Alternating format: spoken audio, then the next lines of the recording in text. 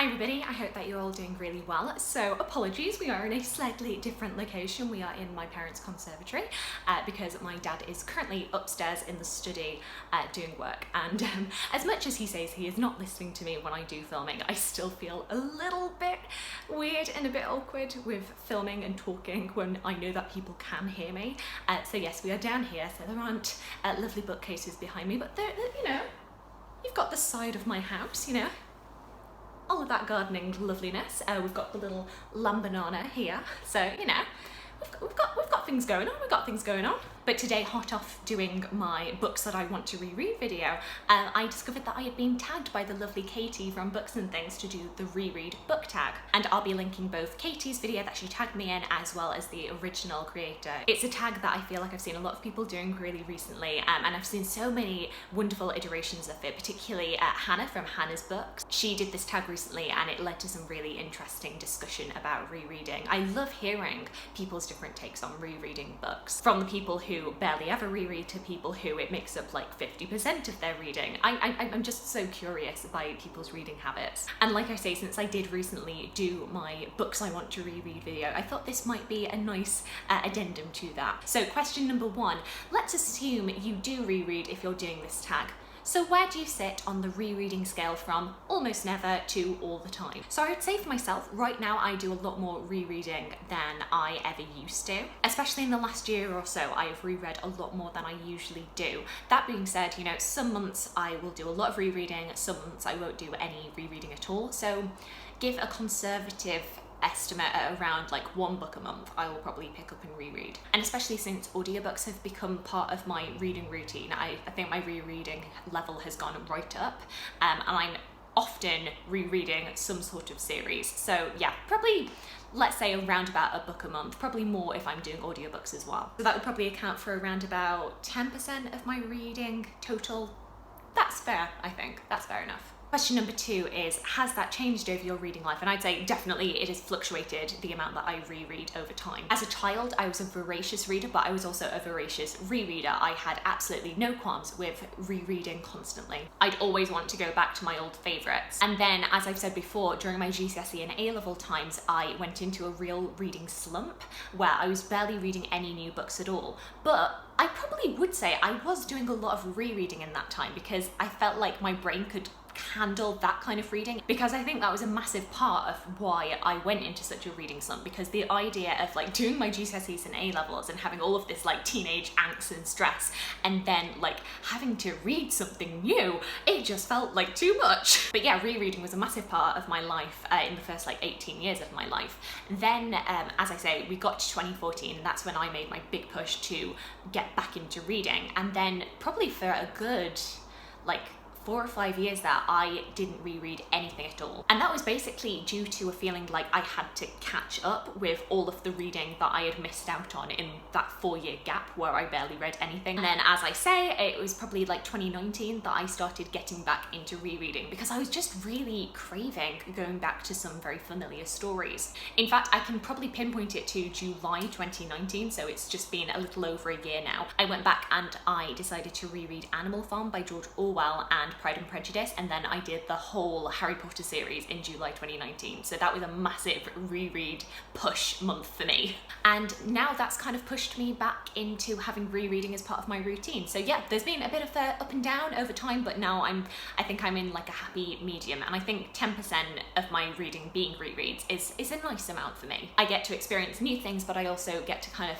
consolidate my old reading and my old learning, and it kind of gives me a little bit of a sense of what my reading taste is when I go back and reread things and think, oh yeah, I didn't pick up on that before, and oh yeah, that really slots in well with everything else that I like to read. You know what I mean? It helps me gauge a little bit more what my reading taste is, and that is always really helpful when you go on and find new books to read, I find. I don't know why I'm going so vocal fry today.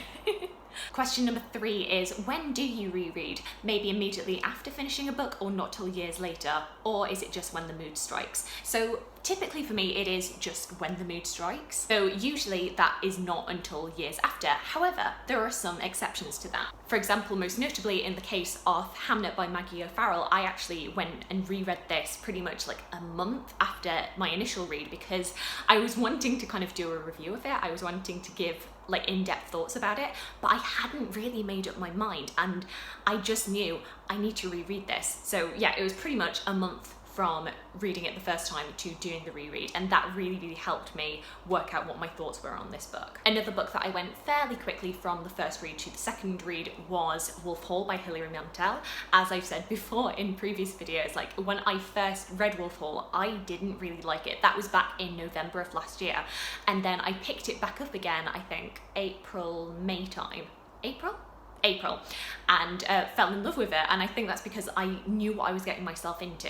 I knew going into it what Hilary Mantel's take was going to be on Thomas Cromwell, which then meant that I was able to much more enjoy the world that she was creating. I was able to enjoy the language and the immersion of this Tudor world that she created, and I think rereading it really helped. And it didn't really matter that I was reading it in fairly fast succession to when I'd done it the first time. I think I was kind of swept away with all of the buzz that was surrounding The Mirror and the Light, so you know, reading it fairly quickly afterwards really helped. But no, typically that is not my normal route. I probably would say that I tend to reread years later in most cases. Question number 4 is, why do you reread books? And I would say for me it is typically a comfort thing. In the case of things like Harry Potter, for example, I am definitely going back to those books for the comfort value that they bring and the familiarity with the world. And the same kind of thing with Jane Austen.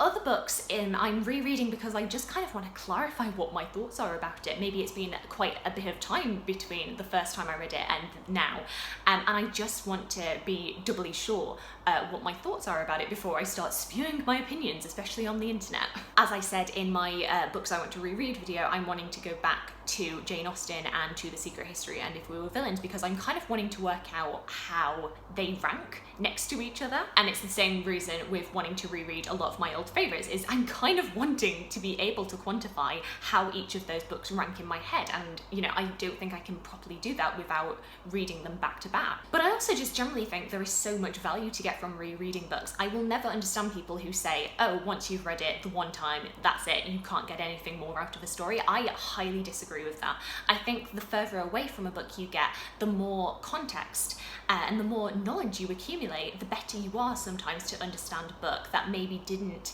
quite land for you the first time. That was definitely the case for me for things like 1984, where, you know, I probably should have been more receptive to it when I read it at age 16, 17, but now as a 24, 25-year-old, when I did reread it, I got so much more out of it, especially having done a history degree, because, you know, the concepts of who makes history is so prevalent, is such a prevalent theme in 1984 that I was able to much more appreciate it now. So yeah, I think that is another big reason why I reread books, is being able to, you know, just read something and have slightly more assured, more knowledgeable take on a book than I did necessarily the first time round. Question number 5 is, how do you reread? Faster, slower, or just the best bits?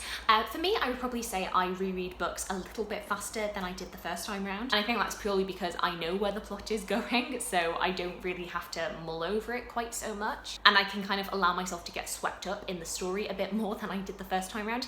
However, with some books, maybe I do go a little bit slower because off the fact that I know where the plot is going, that I sit with the book a bit more and I mull over the language a little bit more, and I'm not quite as impatient as I am maybe on the first time round because I'm just wanting to know what this story is. Usually when I'm rereading, I do try to do the whole book, but sometimes I find with rereading that I just need a little bit of a taste of a book, and then I feel satisfied. Sometimes I go back and I read or listen to just one particular chapter that I'm really wanting to stick my head into, and sometimes it's the whole book. You know, it really depends on what I'm in the mood for. I'm definitely a mood rereader in that way. Question number 6 is, who or what do you reread more specifically? Which authors or genres or individual books? So for me, it is typically old favourites, just my favourite stories, my favourite worlds, my favourite characters I just want to be back in the mind space of. Not much more rhyme or reason over, you know, just something that I really crave the familiarity of. Question number 7 is there a book that you found better when you reread it? And as I've said before, there were definitely a few books that really improved on a reread. And I feel like most books that I read do improve on a reread. Wolf Hall and Hamnet are pretty obvious examples of that. I also found that Jane Austen really improved for me on a reread. Not that I didn't like Jane Austen the first time I read her, but like especially Pride and Prejudice, I think I read that for the first time at age 15. And as I've said before, my reading comprehension at age 15 was not the highest. So even though I kind of knew what the story was and I kind of understood it, I think I took so much more out of it when I was a little bit older reading Jane Austen. And now Pride and Prejudice is one of my favourite books of all time, if not my favourite. So, you know, definitely is a case of a reread doing so much to really amplify the world for me. Question number 8 is, and one book which was worse on a reread. And to be honest with you, there isn't a specific book that comes to mind when I think of one that really went down in my estimation on a reread. I think maybe like some of the books that I read as a teenager might go down on a reread. I think that might be purely due to like certain sensibilities, maybe some insensitive language that maybe didn't really hit with me when I was a teenager, but does now. I'm not sure. I think probably the Twilight series might go down on a reread than it did the one and only time that I did read Twilight when I was like 13, 14 years old. And I think that's purely because like my ideas of what a romantic relationship is very, very different at age 25 than it was at age 13. If you watch Twilight as a comedy, I get a lot of enjoyment from that. But I think as a romance, which is what it is intended as, I probably would rank it a lot lower. But like I say, I haven't read Twilight since I was 13 years old, so I can't say that for sure. Question number 9 is, which one book have you reread the most times? I think nowadays, my most reread book would probably be Prisoner of Azkaban, but I can't say that for sure. What I can say is that when I was in my little reading slump in high school, when I was pretty much only ever rereading books, definitely the book that I turned to the most and reread and reread and reread over and over and over again was The Princess Diaries 10 out of 10, which is, well, was the last book in the Princess Diaries series. I think this goes under the name Forever Princess in America because the UK and US names are completely different, but yeah, you take the slipcover off and it's the real Princess Diary of Mia. And yeah, this is the last book. This is like recounting Mia's last few weeks in her high school, in her senior year. She's getting ready to graduate. She's trying to think of what college she wants to go to, and it's that whole thing. And then Michael Moskowitz comes back from Japan, and it's I reread this so many times. I got so much enjoyment and comfort from rereading this. And to be honest with you, I think it would still hold up if I read it now. I'd still kind of like squeal over everything that happens in this book. So yeah, I'd probably say this is the most reread book for me. Like, I'm surprised that this isn't more damaged, considering how much I did read it between age, I don't know, 14, 16. Yeah, it's been well loved. But yes, those are all of the questions in the Reread Book Tag. In terms of people who I would want to tag to do this, I'm not 100% sure who has done it, but I will link below in the description box anybody else who I think might enjoy doing this tag. And yeah, do let me know what books you really like to reread, what your attitude for rereading is, any of your responses to these questions. I'd love to hear from you. I hope you are having a fantastic, fantastic day, and I look forward to talking to you again soon. Thanks, bye!